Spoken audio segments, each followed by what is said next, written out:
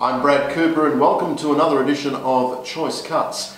Well, they're seeing red in Queensland this week, but it's a red of a very different kind, as the BJD crisis enveloping the Queensland seed stock industry enters its second nervous week, with still more questions than answers over how the disease will be contained, let alone eradicated.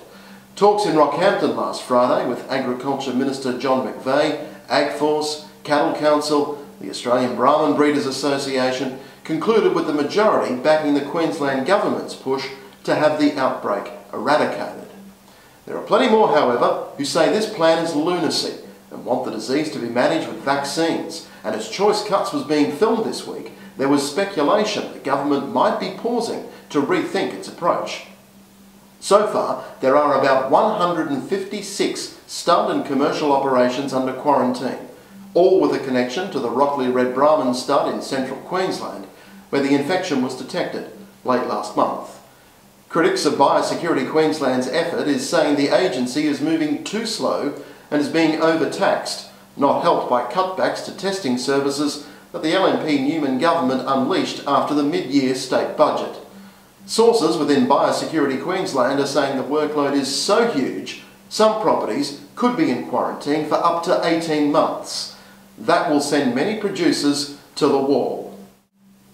Well, just when Brahman breeders thought the end of 2012 couldn't get any worse, they received news out of Indonesia that live export numbers will again be slashed in 2013 by about 45,000 head of cattle.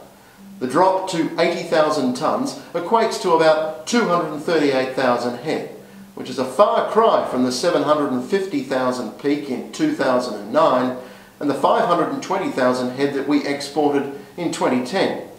Of course, that was all before Agriculture Minister Joe Ludwig took his advice from the ABC, the Greens, Animals Australia and an hysterical public based on images of animal cruelty they had seen on a television current affairs program, and suspended the trade for a month last year. Indonesia says its decision to cut numbers is still on track with its aims to be self-sufficient in beef and other food staples by 2014. And now for my Beef of the Week. The Queensland Government's Agriculture Strategy paper outlining its vision to double the value of food production by 2040 has raised some eyebrows, with a reference in the document to consulting with WWF's Sustainable Beef Roundtable. Queensland beef producers will no doubt be overjoyed to hear their elected government will be talking to WWF on productivity gains, given the good work the Extreme Conservation Group did at undermining graziers during the BJD Labor government's term, when it meddled in the hugely unpopular vegetation management laws and made life generally miserable for thousands.